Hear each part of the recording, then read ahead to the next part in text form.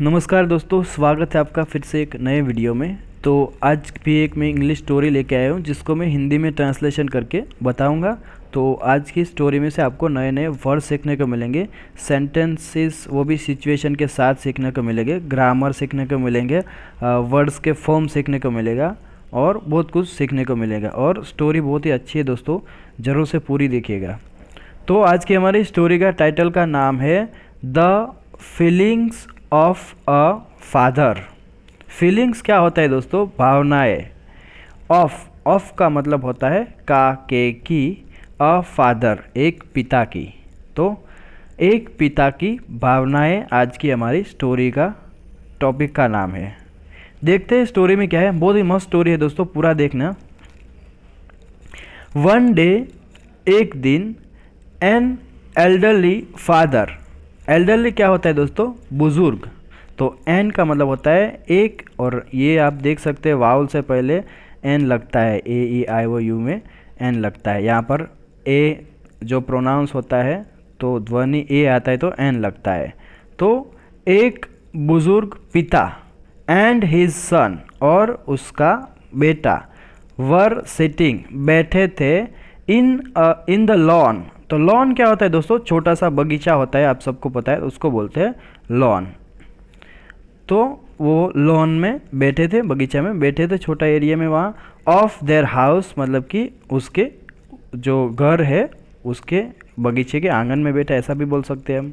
तो एक दिन एक बुजुर्ग पिता और उसका बेटा अपने घर के जो बगीचा लॉन बोलते हैं वहाँ पर बैठे थे। आगे देखेंगे। जस्ट देन तभी a crow came flying. A crow एक कौवा, केम आया, फ्लाइंग उड़कर या तो उड़ता हुआ आया, एंड सेट और बैठ गया एट द टेरेस। टेरेस क्या होता है दोस्तों? अपनी जो छत होती है उसको बोलते हैं टेरेस। तो जस्ट देन तभी एक कौवा आया उड़ता हुआ और छत पर बैठ गया। द फादर आस्क्ड द सन। पिता ने आस्क्ड पूछा, द सन बेटे से पूछा, भाई क्या पूछा? What is that?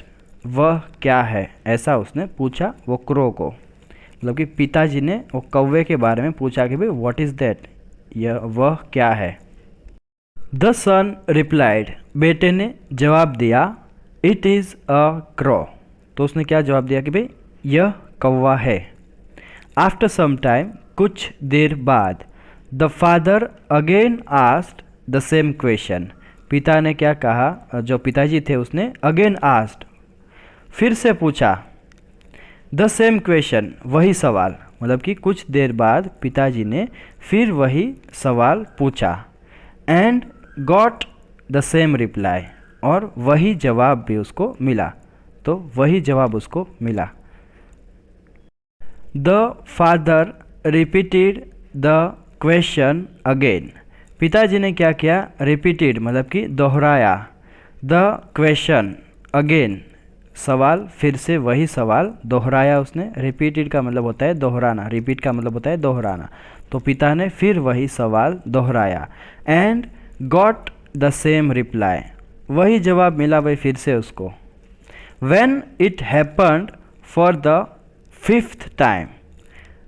व्हेन का मतलब होता है जब, इट हैपन्ड ऐसा हुआ, फॉर द फिफ्थ टाइम 5 बार ऐसा हुआ जब, the son shouted at his father. जो बेटा था शाउटेड मतलब कि चिल्लाया, एट हिज फादर अपने पिता पर। तो 5वीं बार ऐसा हुआ, जब 5 बार ऐसा हुआ तो बेटा अपने पिता पर चिल्लाया। तो क्या हुआ आगे?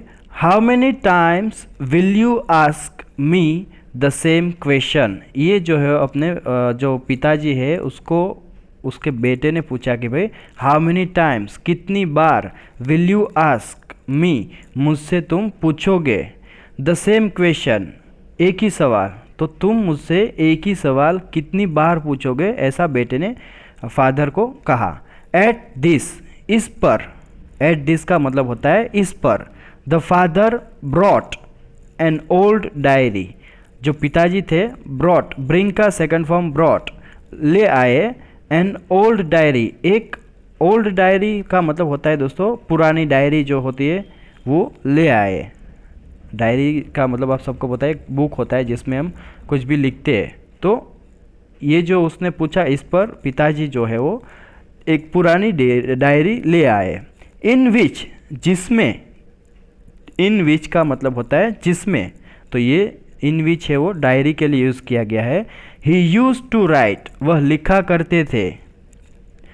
हिज डेली एक्टिविटीज़, उसकी जो दैनिक गतिविधियाँ होती है या तो जो कुछ भी दिन में करते हैं वो डायरी में लिखा करते थे, वो ले आए।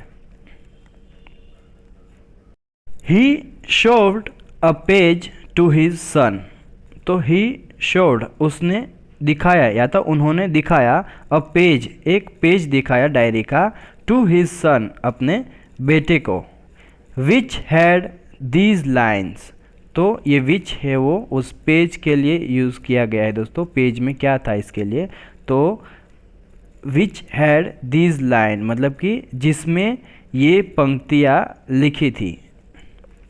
क्या लिखा था यहाँ पर देख सकते हैं आप इन्वर्टेड कोमा में, today my son asked me, आज मेरे बेटे ने पूछा। Today my son asked me, आज मेरे बेटे ने पूछा। अबाउट द क्रो, कौवे के बारे में, मुझसे, मतलब कि आज मेरे बेटे ने मुझसे कौवे के बारे में पूछा। 25 टाइम्स, 25 बार, 25 बार कौवे के बारे में मेरे बेटे ने मुझसे पूछा। बट, लेकिन, आई डिडंट गेट अनॉयड, तो अनॉयड का मतलब होता है दोस्तों नाराज़ होना, तो लेकिन मैं नाराज़ नहीं हुआ। तो ये जो है पिता की जो है फीलिंग्स बोलती है दोस्तों।